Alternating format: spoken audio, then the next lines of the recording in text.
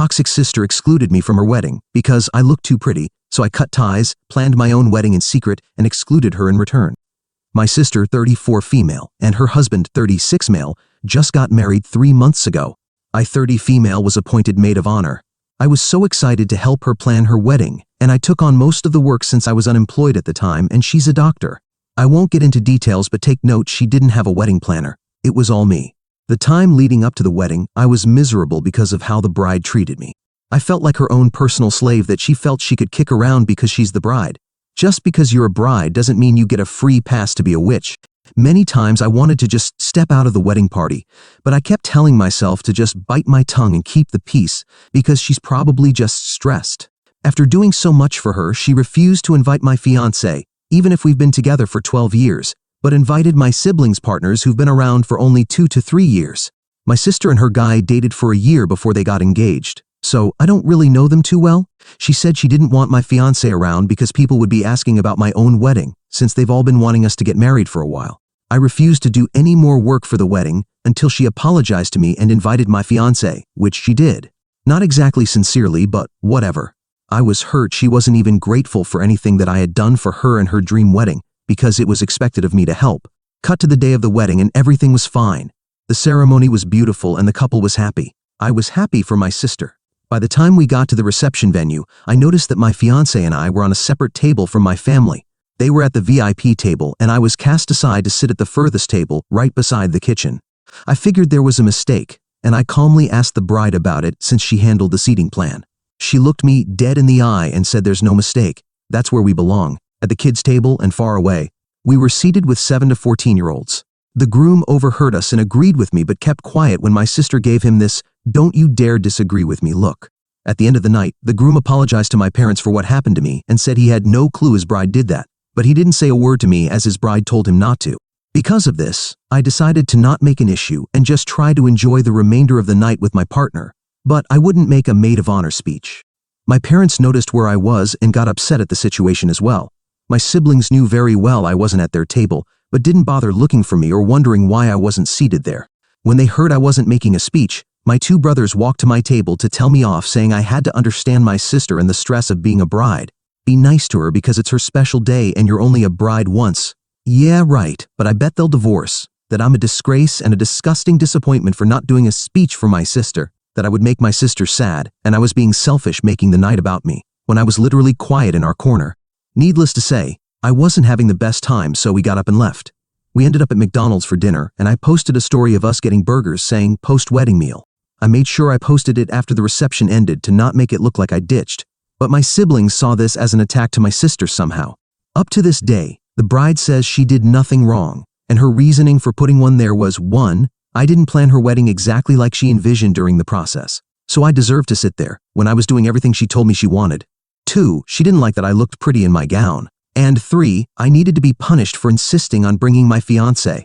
I didn't plan for my own wedding yet as I wanted to be 100% focused on hers. Plus, she banned me from getting married before her since she's older. Again, because I didn't want the drama, I agreed.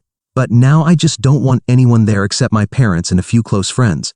My parents agree with me, but my siblings are upset, calling me childish. But to be completely honest, I just don't feel like paying for crap people. Mine is a destination wedding, and my fiancé and I are paying for everything. These are our savings, and I don't feel like splurging on these people.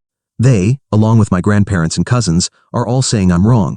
But hey, if I was excluded from being a sibling at my sister's wedding and no one cared, then why would you be upset if I excluded you in return? Let's check in with the community for some relevant comments. First up, OP wedding planning issues aside, one possible explanation for all this is that your sister really dislikes your fiancé. The OP replies, "In regards to my fiancé, there's nothing he did to her to warrant being treated so rudely. We started dating when we were quite young, and I, as well as my parents, love him very much. He was my best friend for a long time and still is my favorite person to this day. My sister always hated that I had a boyfriend before she did because she believed I wouldn't ever get married because of my disability. I am epileptic. Her husband was her first boyfriend, and she married him right away because she wants babies as soon as possible, since she's already 34 and her goal was to be married before 30, to the point that she started planning and booking vendors even before he actually proposed to her. So basically, she's pretty insane. Her actions are always based on jealousy and the fact that I shouldn't be able to have things if she hasn't had them first because she's the eldest. That is, boyfriend, engagement, wedding, kids, etc. That's why she said I couldn't get married before her, because it was already a slap in her face that I got engaged younger than her. Basically, she hates that I'm happy. She doesn't hate him, she hates me. Update 1. Hi again. So I'll answer a few questions and leave a quick update. I 30 female come from a family of 5 kids. I failed to mention this because I didn't think it was all that relevant, but I actually have 2 sisters, 34 and 32, and 2 brothers, 26 and 22. A little more on my sisters. They're the best of friends. They're the picture-perfect model of sisterly love, while I'm the middle child with 2 younger brothers. So why did I agree to be maid of honor? Well, because I thought it would bring us closer.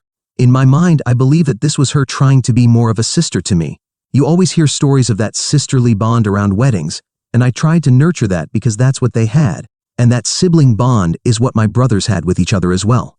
Any chance I'd get to connect with my sisters, I'd jump at the opportunity. It's more of me just feeling left out than being a doormat. I was a very sickly child, and that is why I was mostly just with my parents growing up, while my siblings would be going out meeting friends, etc., which is what my siblings envied apparently. They aren't close to my parents. Bride had both of us as maid of honor because she couldn't choose just one. I later found out that I was always the second option, and I was just appointed maid of honor, so I'd do all the work while the other maid of honor got all the praise, which in hindsight, I should have seen coming. While my brothers were busy harassing me about giving my maid of honor speech, Sister 2 is giving her own maid of honor speech about how she absolutely loves the bride and will do anything for her, all that crap. She then conveniently calls all the siblings to the stage to toast the bride and groom when I was crying and rushing out, walking away from my brothers. So to the other relatives in attendance, I was making a scene and making it about me. No, it's not the first time she hurt me. She fat-shamed me as a child, calling me a potato, saying things like I was a burden to the family because of my epilepsy, throwing all of my makeup in the sink and wetting it because I moved her bath towel in the bathroom, calling me the stupid low-IQ sister even if I'm licensed architect with a master's degree when her guy friends wanted to ask for my number, taking my dream church from me, which is why fiancé said we could do a destination wedding at my dream country instead. It's just the worst she's done despite me in front of my entire family. And no, we still haven't spoken since then. And she still maintains that I was the one who ruined everything by getting upset about the seating. Now for the update. We will elope, just 2 of us, and a handful of close friends that were there for us since the beginning of our relationship. We'll have a small church wedding and a little celebration on the beach with the people we love, our chosen family, followed by island hopping with our entire party around the Philippines, all paid by us because I will spend on memories and experiences for people that love and appreciate us. The budget we set aside for a wedding in Italy will be put to an intimate 5-day wedding celebration on an island in the Philippines. 2. We will have our reception with the family when we get back home. The plan is to invite both our big families to a luncheon the weekend after. Collectively, this would mean about 80 guests max. Both our parents wanted to help pay for the engagement party and rehearsal dinner. They agreed to pay for this lunch and reception instead, meaning they could invite whomever they please. They handle the guest list, so if my siblings are invited, I couldn't care less because I'll be too busy with my husband of 1 to 2 weeks by then. Here, we can still have the father-daughter dance and a few other things like cake slicing, etc. We'll have piñatas, a brick oven pizza cart, coffee and pretzels, and an amazing Italian buffet with a pasta bar. Lots of fresh fruit and cheese because who doesn't like cheese? As for seating plan, ever watch Mamma Mia 1? Yep, think that. A long wedding table where my siblings can be as far away from me as possible and as close to the service area as possible, without being obvious, because they'll all be together at their own siblings table. We'll be in the center with my fiancé, his 2 brothers, and our parents will be next to us, while my wonderful sibs are by the end of the table, by the restrooms where they belong. I don't care at all if they're invited to this lunch because I really have nothing left for them, not even anger. I'm just so done with them that I'd feel more for a stranger on the street than I would for these people. It's indifference.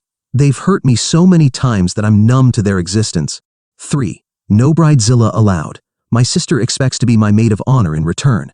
Definitely not going to happen since my siblings won't be present in the ceremony. I do not need her around. I do not want her around. Yes, she will be invited out of the courtesy to the reception most likely, but I will make sure she's set aside like I was. How so? We recently found out she's pregnant, so I'm planning my wedding around her due date. Luckily, she's due around June, which really was the month that we wanted. So if she does decide to attend with a newborn and her husband, well then she's going to be at the kiddie table and told to step out when baby starts to cry. In the end, our wedding day is for us, and eloping is the only way I feel like we could just sit and enjoy our special day together away from all my siblings and family issues. And then when we get back, have a get-together lunch with some good food and fun, which is really all it is to me, a lunch. Luckily, fiancé's fam isn't as insane as mine is. So there you have it. Thank you all for your messages and comments and insights. I really was going a bit loco back then, thinking I was overreacting, but thank you so much for the clarity. Cheers to the end of this emotionally draining year. Final update. 9 months later. I know a number of you have been waiting, and I swear this is the soonest I could post. I'm sorry. I promise I'll explain. The wedding, I absolutely enjoyed wedding planning with my husband. Yay! If you ever decide to get married, do a small wedding. You'll live longer, I swear. We told our friends and families that we were pushing back the wedding and wanted to go to a destination bachelorette trip first. They had no idea we were actually getting married on this trip. We got to Boracay 3 days before everyone for some US time. When friends arrived, we did all the fun island activities. The night before our wedding, we asked everyone to be up at 7 for breakfast and to dress up in tropical beach outfits for cute pics. We told them to pack this beforehand. Once everyone was there, husband told them we were to be married at 4 p.m., and this was actually an elopement. The excitement from all our friends will forever be a core memory. It's the best feeling to actually have people genuinely happy for you. Us girls did each other's hair and makeup, cried and hugged a lot, while the boys had a good time drinking and playing football. We had our phones and an old digital camera that we'd pass around, and that was it for our event photos. Surprises were our thing since we began dating, and it was just so sweet that we both thought to do the same for our wedding. I love flowers, but I didn't want to bother finding a supplier there. We did have someone help us with all the requirements, but that was it. I'd just get flowers for the luncheon instead. Well, my husband decided to speak to the hotel to surprise me. He knew my favorite flowers and made the prettiest bouquet ever. He also had the church filled, and I ruined my makeup by ugly crying when I walked in. For my husband, he's extremely close with his brothers, so I made sure to fly them out to surprise him too. He needed his best man there, and I was happy to have them. We said our I-do's and headed to the hotel for dinner by the beach for a boudal fight. Google that now. It's so good, nothing fancy, but we were happy. The luncheon. Before the elopement, I sent my seating plan to our family GC because I didn't want them to make a scene on the day. Everyone thought these were the seating plans for our reception. Well, here's where my pettiness shows. My head table consisted of us, our parents, and my husband's bros. All my siblings were at both ends of the long table. My favorite slap in the face, though, was a table for one way in the back-tagged breastfeeding area with sister's name on the chair. She was livid. I simply said, I was looking out for her. I expected she wanted some privacy. No hard feelings, just thinking ahead. My siblings refused to come because they saw my elopement as an act of disrespect, especially since my brothers-in-law were there. They called our relatives to tell them to not come. Some were upset I could do that to a family, and they did not agree with our union. I'm happy to report that for 127 guests, only 58 were coming, so I cut my budget by over half. Sounds like a win to me. The venue was my husband's small family farm, which was so beautiful that I didn't need to spend much on decor at all. Music was just a Spotify playlist we made. Photos, the prenup, beach, and lunch were all by my friends. Cake was baked by me and Mom 2 nights before. Flowers I bought myself from the morning market and arranged with my girls. My dress was just one I had in my closet. Food. We asked people to bring over potluck meals instead of gifts if they wanted to. We still had our pizza oven, pretzel, cart, and coffee bar that we paid for instead of a caterer. E-invites were designed by us and sent via email. Since my siblings all didn't want to attend, only Bridezilla's hubby got an invite with no option for a +1. Her C-section was scheduled for a week before my wedding. Did she notice I planned for her to miss the luncheon? Yes, she did. It was magical. Us being so unaffected upset them even more, but I've come to realize that the louder you try to force people to side with your opinions and your narrative, then the more toxic, unhinged, narcissistic you are. No, I didn't need to go no contact with them because they all decided to be no contact with me. I didn't even need to try. Blessings left and right. For those blaming my parents, none of my siblings were neglected.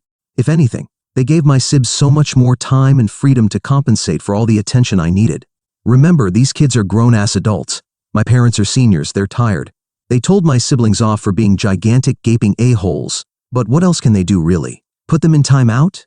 Since both our parents wanted to pitch in, they helped us with a down payment on a house instead. In return, we surprised them with a 1-week vacation each to Amanpulo.